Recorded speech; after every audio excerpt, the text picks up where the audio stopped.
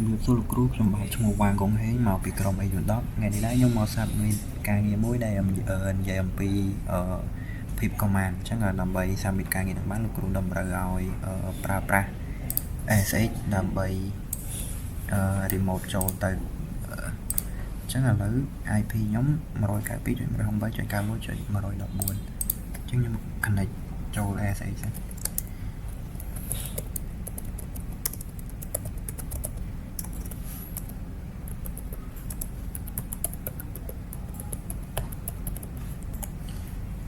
password ចឹងឥឡូវខ្ញុំ connect ចូលហើយខ្ញុំ clear ចោលមួយសិនចឹងនេះ requirement ដើម្បី submit ការងារនឹងបានគឺយើងមាន3 requirement ទី1គឺ show username ចឹងshow username យើងប្រើ command មួយគឺ who am I យើងជាអ្នកណាចឹងនេះ username របស់ខ្ញុំគឺវ៉ាងកុងហេងតមកយើង list ហើយយក3 line ចឹងយើង list ហ្នឹងយើងគ្រាន់តែធម្មតាបើយើងចង់ list ថាយើងមាន file folder ប៉ុន្មានយើងប្រើ ls ដាក់ la តែវាមានច្រើនមែនតើចឹងដើម្បីយកតែ3 line នេះគឺយើងប្រើ ls ដាក់ la ទៅដែរតែយើងប្រើ pip យើងប្រើ pipe ហើយយើង list មកយើងវាយ head ហើយយើងដក3អញ្ចឹងវាចេញមកតែ3លើនេះទេយើងចង់ដក4គឺវាចេញ4អីយើងអាចបានវា4ចឹងហ្នឹងចំពោះ requirement ទី2ចំពោះ requirement ទី3គឺយើងបង្កើត file មួយហើយយើង write text ទៅក្នុង file ហ្នឹងឲ្យបានច្រើនចឹងទៅហើយបន្ទាប់មកយើង list វាឲ្យចេញតែ3 line ចឹងដើម្បីបង្កើត file បាន file ខ្ញុំគឺខ្ញុំមាន pip file មួយ pip file ចឹងខ្ញុំចង់បង្កើត pip file 2ចុះចឹងខ្ញុំវាយ vim pip file 2យ៉ាងទៅហើយខ្ញុំដាក់ចេះខ្ញុំ enter តមកដល់កន្លែងនេះយើងចុច I ដើម្បី insert តមកយើង insert text ចូលទៅ hello ហើយ sit student school home សួស្តីគ្រប់ចឹងខ្ញុំចង់ insert text ចូលតែប៉ុណ្្នឹងទេដើម្បី save ឬក៏យើងចេញពីហ្នឹងយើងគ្រាន់តែចុច escape ចុច2ហើយយើងវាយ Q និងយើង enter ចឹងវាចេញមកវិញអញ្ចឹង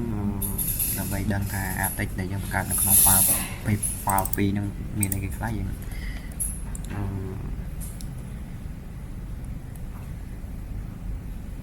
វាយ cat ហើយយើង file 2អូអត់បានដាក់ដក text នេះមិញយើង enter ចឹងនេះវាមានប៉ុណ្ណឹងចឹងឥឡូវខ្ញុំចង់បង្កើត pipe file នេះដាក់ dot text ចឹងខ្ញុំប្រើ command vim pipe file 2 dot txt មកខ្ញុំចុចអក្សរ I insert ម្ដងទៀត insert hello student school class group home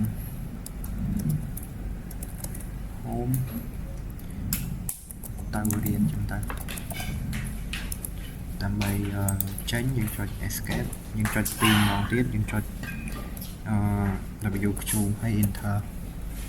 តោះមកយើងlist វាម្ដងទៀតយើង list វាយើងគ្រាន់តែចុច cat pip file tool.txt នេះមកចឹងអា pip file tool នេះយើងចុចប៉ុណ្្នឹងហើយយើង enter ទៅតោះមកយើងចង់ list ជា line យើងសូវាជា3 line យើងគ្រាន់តែប្រើ command នេះគឺ cat អានេះដដែលគ្រាន់តែយើងថែមបន្តិចគឺយើងថែម pipe ហើយយើងថែម nl ដកគ្នា pipe មួយទៀត head ហើយយើងដាក់ដក3ហើយយើង enter ចឹងកន្លែង nl នេះគឺយើង list វាជា line ចឹង enter មកនេះមាននេះ ចឹងអរគុណលោកគ្រូដែលបានមើលវីដេអូមួយនេះ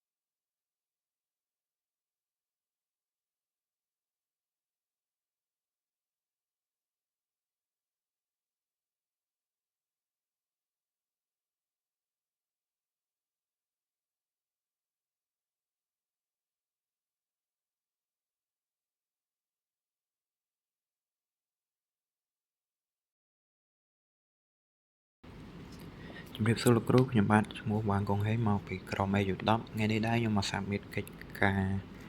មួយដែលនិយាយអំពីការ remote ពី AWS ទៅ SX ចឹងដើម្បីធ្វើការងារនឹងបានទីមួយយើងត្រូវបង្កើត AWS account មួយហើយយើង sign in ឲ្យហើយទៅបន្ទាប់មកយើងបង្កើត key pair របស់វាមួយដែលមាន security group ហើយបន្ទាប់មកយើង connect ជាមួយ SX របស់យើងចឹងឥឡូវខ្ញុំចូលទៅកាន់AWS account របស់ខ្ញុំសិនហើយកន្លែងនេះ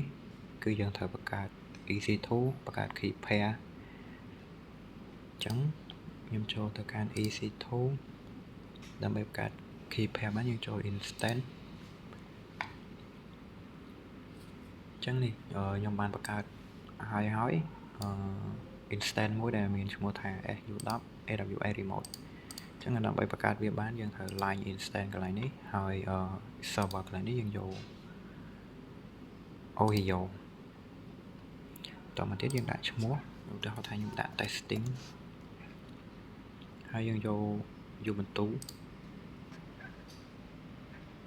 តមកទៀតមាន key pair នៅក្រោមយើងត្រូវបង្កើត key pair មួយហើយយើងយក extension វាដល់ pm ហើយយើងដាក់ឈ្មោះ key pair របស់យើងតែដោយសារតែខ្ញុំបង្កើតហើយខ្ញុំអត់បង្កើតទៀតទេហើយអាកន្លែងនេះយើង keep default ហើយយើងចុច line instance នេះអញ្ចឹងឥឡូវខ្ញុំទៅរបស់ខ្ញុំដែលបង្កើតហើយមានស្រាប់នេះខ្ញុំចូលទៅកន្លែងនេះ instance ID នេះហើយយើងយក connect ដើម្បីយើង connect ទៅកាន់ SX របស់យើងអញ្ចឹងឥឡូវខ្ញុំទុកប៉ុណ្្នឹងសិនខ្ញុំចូលទៅក្នុង Ubuntu របស់យើងហើយកិច្ចការដែលត្រូវ run ក៏បានមួយចំនួនមានប៉ុណ្នេះយ៉ាចឹងឥឡូវខ្ញុំចូលទៅក្នុង folder download សិនអូខេហើយបន្ទាប់មកខ្ញុំ list វាមើលថាkey pair ដែលខ្ញុំបាន download ហ្នឹងវាចូលមកនៅនេះ key pair ចឹងឥឡូវបន្ទាប់មកយើងchange mode ទៅនេះទៅ key pair ហ្នឹងទៅចឹងខ្ញុំយក ch mode 400ហើយ su10 enter យើង change mode ចូលហើយយើង list មើល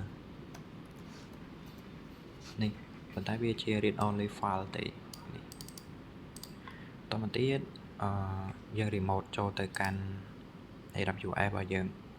ចឹងឥឡូវយើងចូលមក account AWS របស់យើងវិញហើយយើងចូល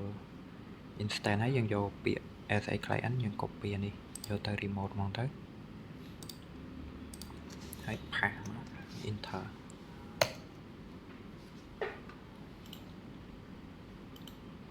នេះចឹងចូលហើយបន្តមកទៀតយើង list វាមើល ls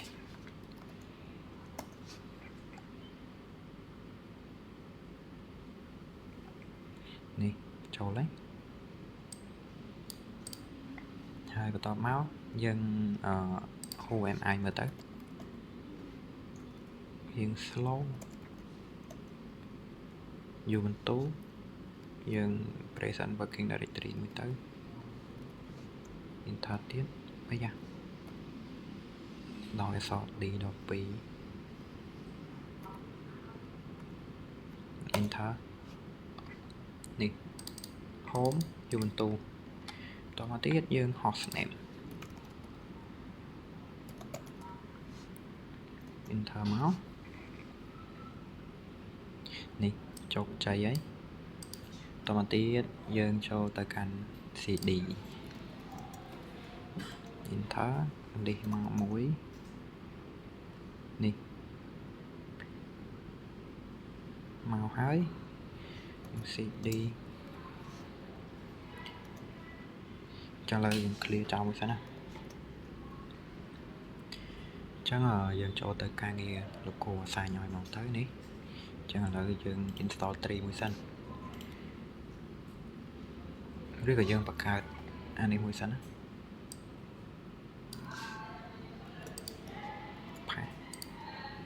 enter cannot create directory permission deny ចឹងយើងinstall 3 មួយសិនណា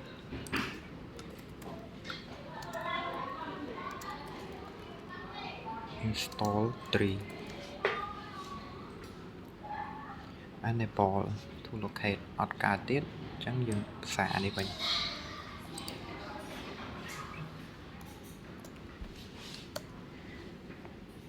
enable អត់កើតទៀតចឹងយើង add វាមួយទៀត enter press enter to continue enable all okay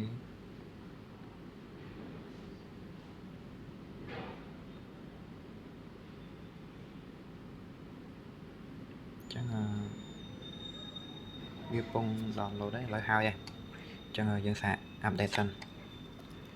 sudo apt update enter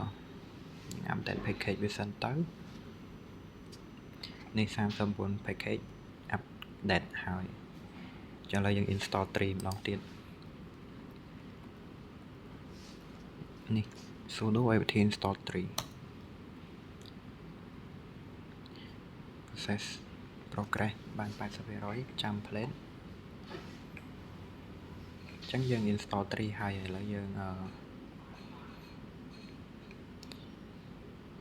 សាកអានេះម្ដងទៀតផាសមក enter permission deny ចឹងឥឡូវយើងចូលទៅ 3.0.0.1 បកខយមកនេះវិញមានអត់ error ចឹងយើង mkdir .p 0.0.1 ចាទៅ enter cannot create parent permission ចឹងអត់មាន permission យើងចូលទៅ cd វិញចឹងយើងម្ដងទៀតចឹងមកហើយចឹងនេះយើងដាក់មក package នេះមកទៅលឿនអូខេ enter ចឹងយើងចូលទៅ 3.0.0.1 ម្ដងទៀតនេះមកឲ្យដល់ 10 ចឹងបន្ទាប់មកយើង create text.txt នេះហើយយើងទៅសេ ctext institute welcome យើងទៅសេ file អស់នេះចូលចឹងឥឡូវយើងnano text.txt enter មកចូលមកកន្លែងនេះចឹងយើងទៅសេមក ctext institute welcome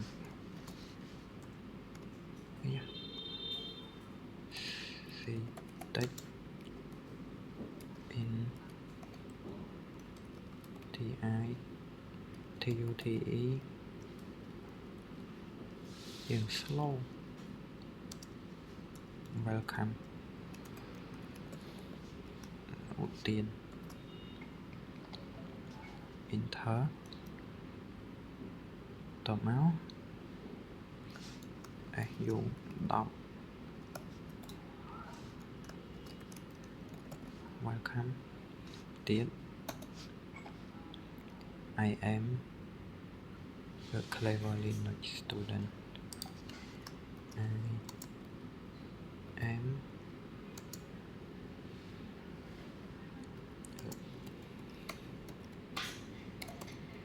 clever student I will try my best to learning ចឹងយើងចង់ save វាយើងenter មក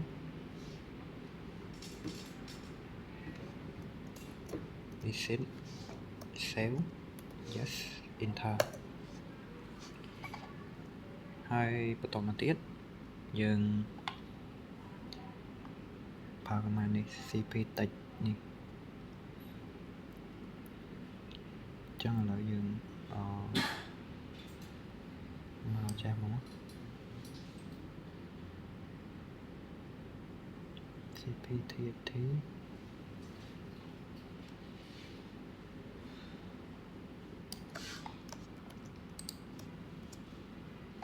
enter missing destination okមកចេះមក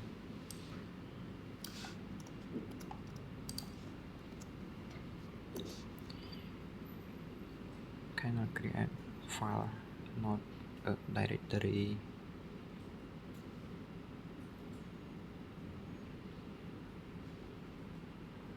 ចឹងឥឡូវខ្ញុំឆែកមើលសិនចឹងខ្ញុំសាកម្ដងទៀត enter អូខេឥឡូវហើយយើងនេះចឹងបន្តមកយើងថា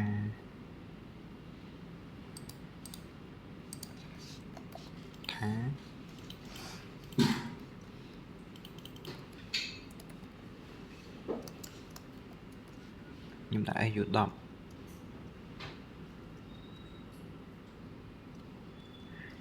dot ថាចូលទៅក្នុង001 enter cannot found call or dot clear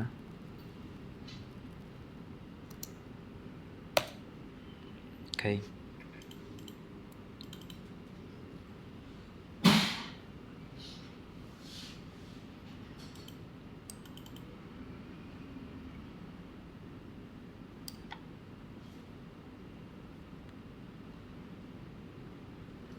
តបមកទៀតយើងថា x vf su 10 dot ថា enter ហើយយើងចូលទៅ command បន្ត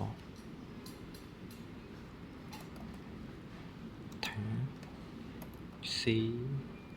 set vf u 10 not ថា not g set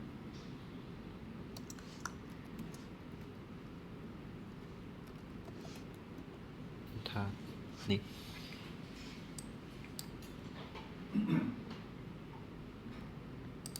យើងចូលទៅ command ទី3ចង់បញ្ចប់ចុងក្រោយ3 command នេះទៀតយើងប្រើ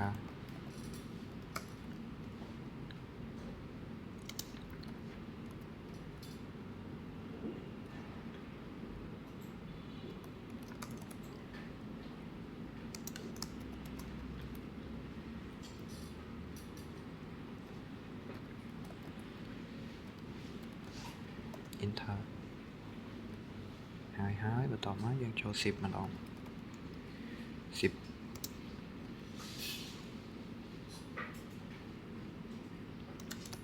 u 10 dot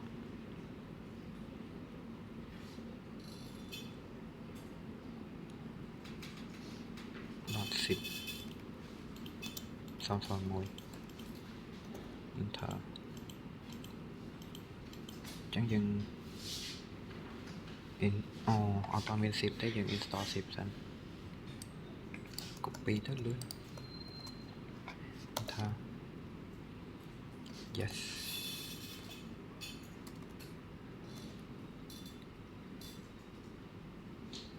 អូខេយើងតាមម្ដងទៀត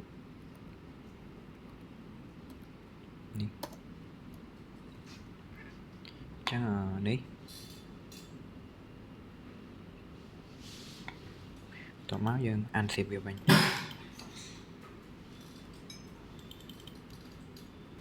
10 ត rv su 10.10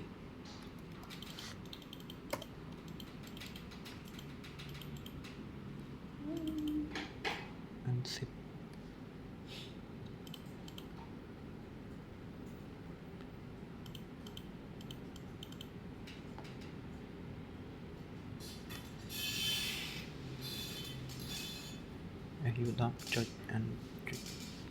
10.10 ហ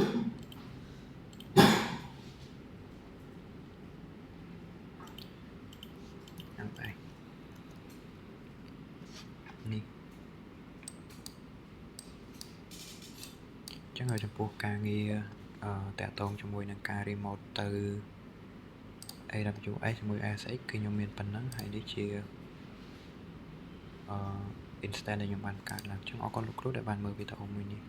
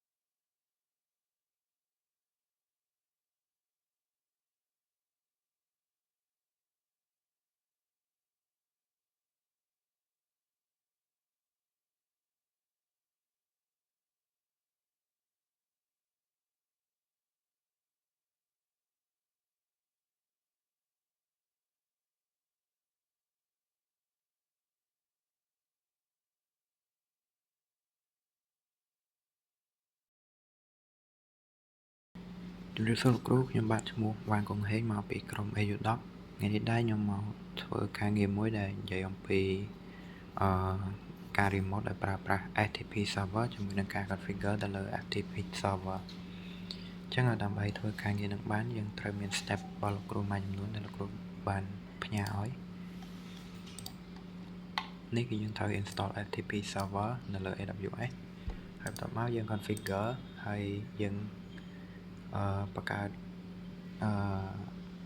security គ្រប់អញ្ចឹងដើម្បីធ្វើការងារនឹងបានយើងត្រូវចូលទៅកាន់ dashboard ហើយយើងចូលមកកាន់ EC2 របស់យើង នេះយើងចូលមក EC2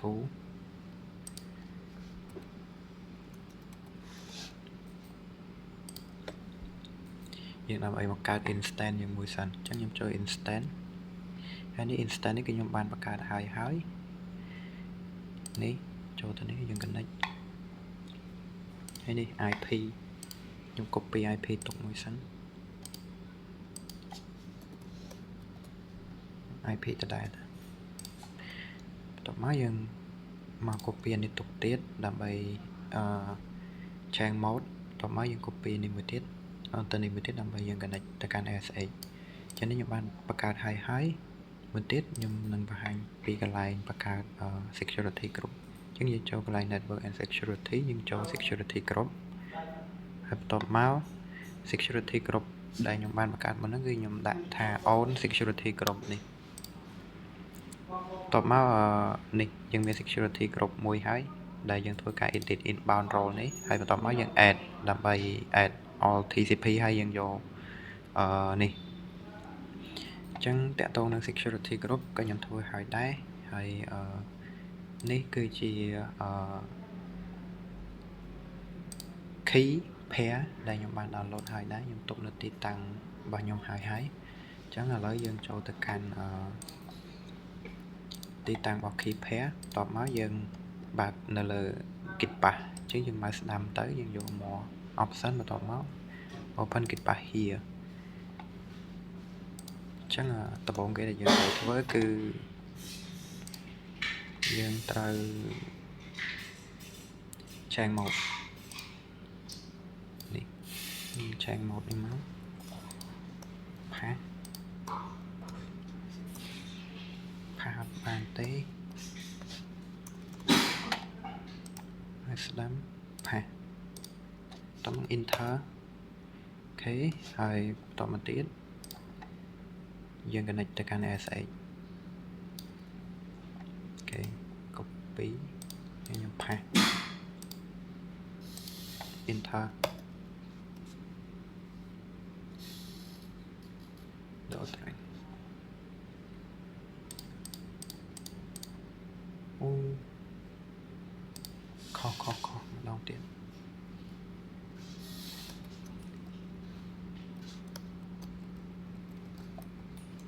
clear ឥឡូវខ្ញុំ change mode ម្ដងទៀតអូខេបន្ទាប់មកខ្ញុំ connect ម្ដងទៀត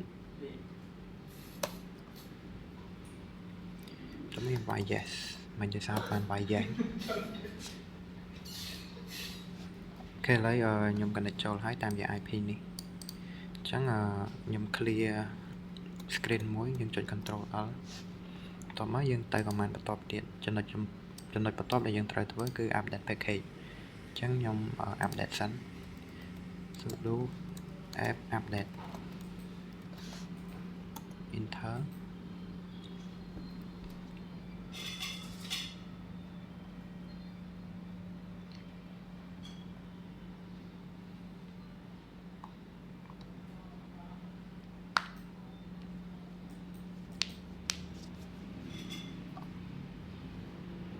ឥឡូវយើង update ហើយយើង upgrade ម្ដង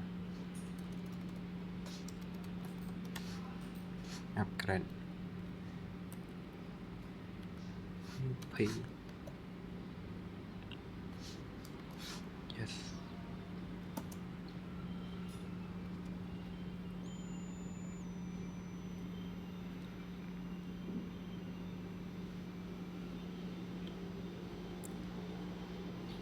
ចឹងចាំវាតិចទៅវាពងតដើរ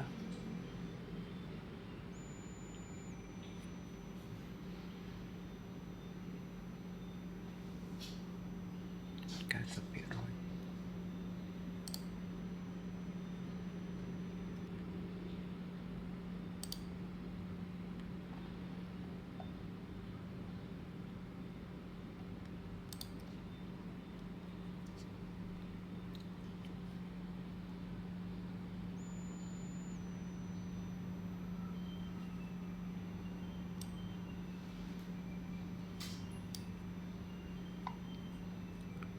ចឹងឥឡូវយើង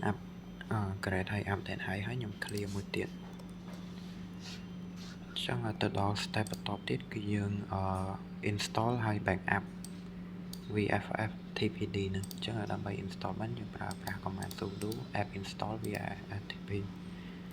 sudo apt install VFS tab អូខេហើយ enter yes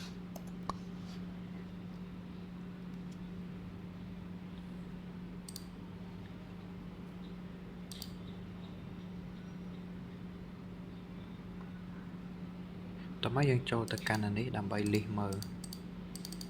យើងចូលទៅកាន់ etc អញ្ចឹងយើងវាយ C ឥឡូវខ្ញុំ list មើលសិនណា L8 មានតែឥឡូវខ្ញុំចូលទៅ CD etc enter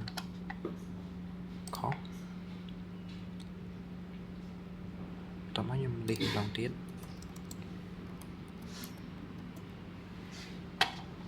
CD too many options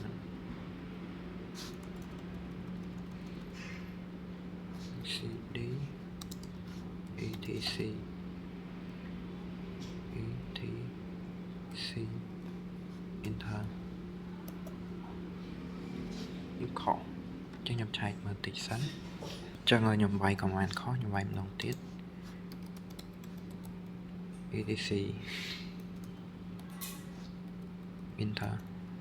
គេទៅចូលហើយយើងលិះវាមើលថា VFSTP ហ្នឹងមកអត់ LS ដាក់ LH ចឹងខ្ញុំរកមើលសិននេះមកហើយចឹងបន្តមកទៀតយើងប្រើចេះក៏បានដែរកុំឲ្យវាច្រើនយើងលិះមើលតែ file ហ្នឹងទៅតា grep យើងប្រើ grep vs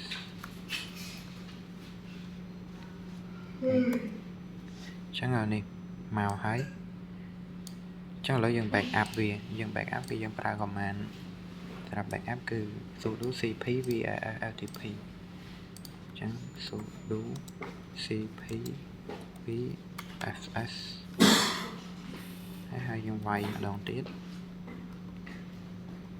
dot backup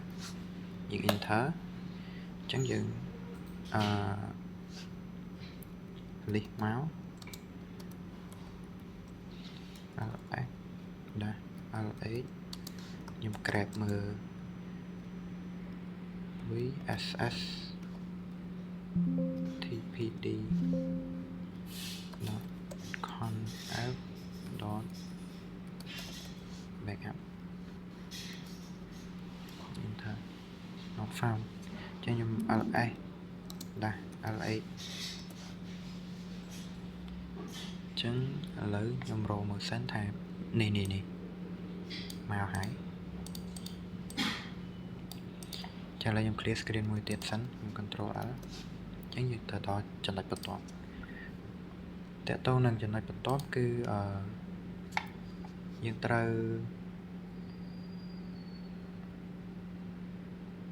ចូលទៅ enable នេះចឹងយើងចូលទៅបន្ទាប់ពីយើង backup ហើយ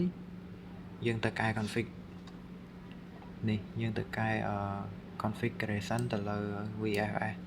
TPD នេះចឹងដល់យើងគ្រាន់តែចូលទៅសិនទៅយើងប្រើ sudo nano vss អូខេតោះមកយើងចូលហើយឥឡូវយើងទៅ enable វា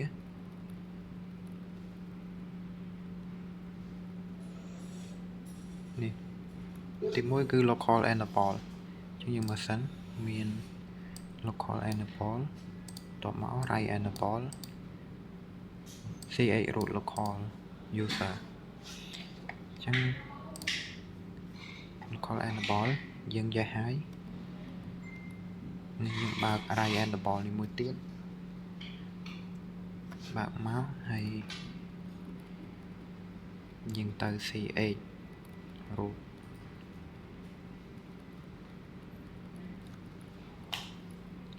một cái ch root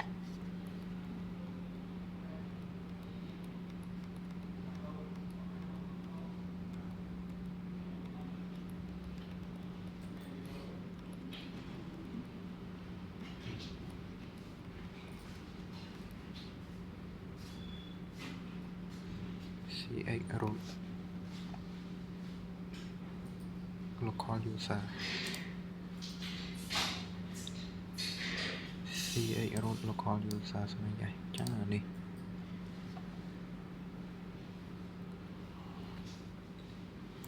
bạc máu hay dừng ta sẽ thay mà chuột tiết là bị còng nè enter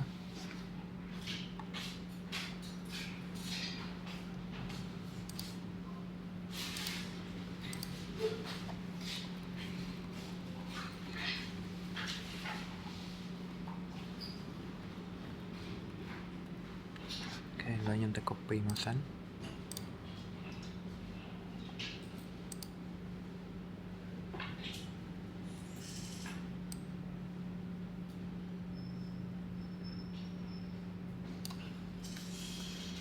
pin nó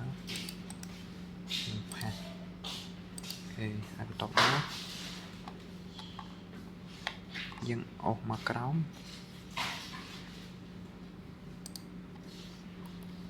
tập máยังพักประมาณใบจูดเตียดเกินนี่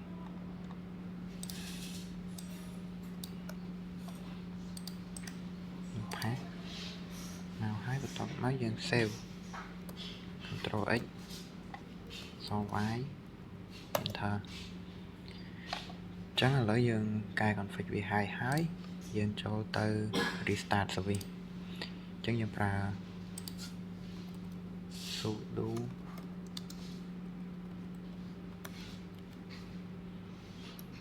system control restart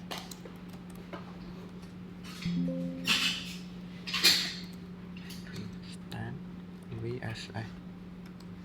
chứ nhân lục service chào vẫn TPD Enter thì restart thái dương check status về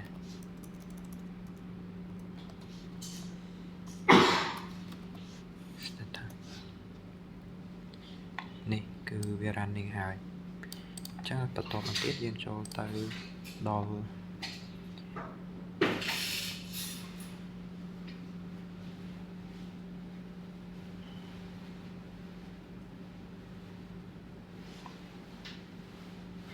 cho nó đi dân chạy dân trang port nó cứ dân ban thôi này là đi hai cứ dân ban bạc port này OTCP hai chấm là lấy dân cho tự đòn đi món dân cho last step cứ configureនៅក្នុង file Zilla អញ្ចឹងយើងត្រូវ download file Zilla នេះមកសិនតែខ្ញុំបាន install ហើយឥឡូវខ្ញុំចូល file Zilla នឹងមក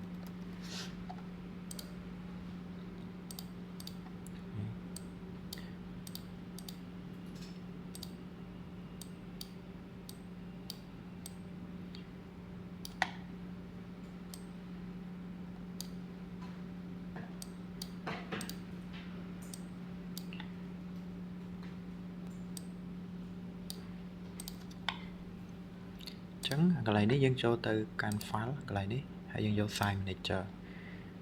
ចឹងនេះយើងចូល my site យើងយក new site តែហ្មងទៅចឹងយើងបង្កើត new site មួយហើយបន្ទាប់មកកន្លែងនេះយើងយកប៉ុណ្នេះ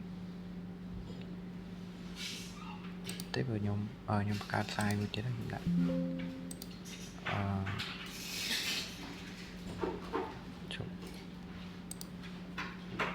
យើងយក key file ហើយយើងយកនេះសិនទៅរក key pair ដែលខ្ញុំបានទុកនៅ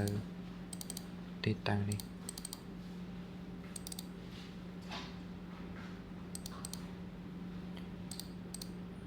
extension.pm នេះអូខេសិន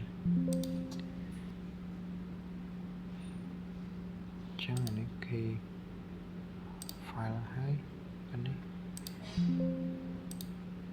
ឈប់ hostname ខ្ញុំ cancel សិន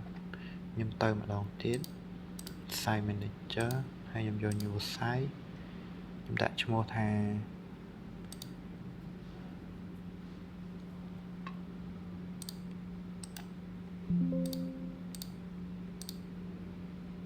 new site ដាក់ឈ្មោះថាFTP learning កន្លែងនេះគឺយើងយក SSH តមកយើងកន្លែង log on type នេះយើងយក key ហើយបន្តមកយើងទៅប្រើ key របស់យើងនេះតបមកទៀតកន្លែង user នេះគឺ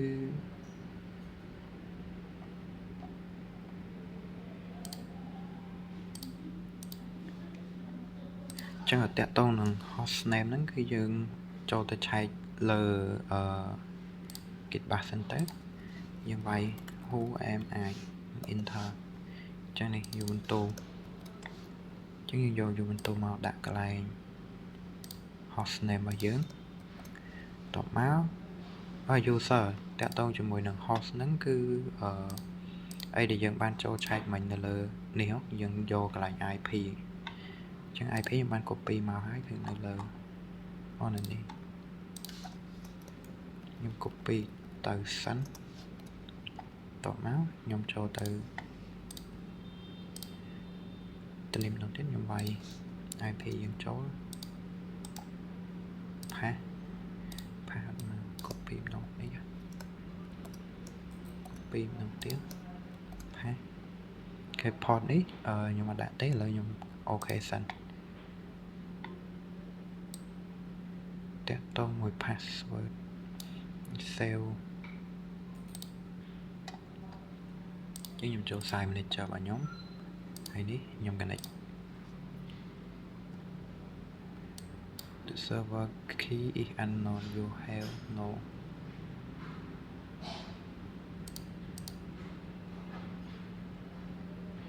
ចឹងខ្ញុំឆែកមកសិនចូល site manager តបមកខ្ញុំយក key ខ្ញុំមកម្ដងទៀតនេះ pass អូខេ file site manager យើង connect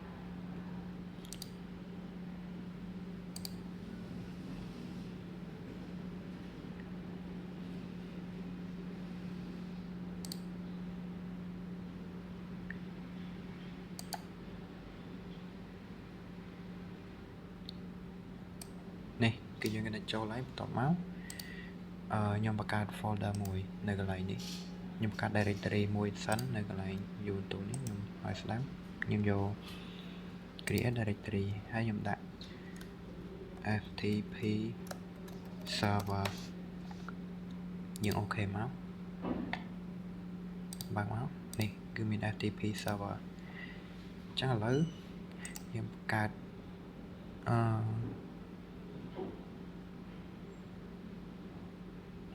new file ខ្ញុំដាក់ learning.txt អូខេមកលើបាននេះហើយបន្ទាប់មកខ្ញុំចូលទៅកាន់ Git Bash យើងវិញខ្ញុំទៅមើល step បន្តអញ្ចឹងយើង verify ខ្ញុំទៅ cd វិញអូខេចូលមក user root វិញបន្ទាប់មកយើង list មើលសិនអូខេនេះមិញ directory ដែលយើងបានបង្កើតនៅលើ file សាលាមិញនេះ FTP server ហើយបន្ទាប់មកយើងចូលទៅ FTP server ទៅ cd FTP អូខេយើង list ម្ដងទៀតអញ្ចឹងឥឡូវនៅក្នុង learning.txt ហ្នឹងយើងមានផ្សេងហ្នឹងអត់មានទេអញ្ចឹងយើង nano learning object ចឹង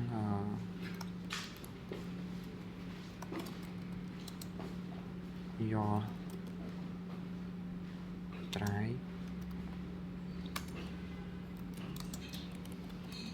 success ចឹង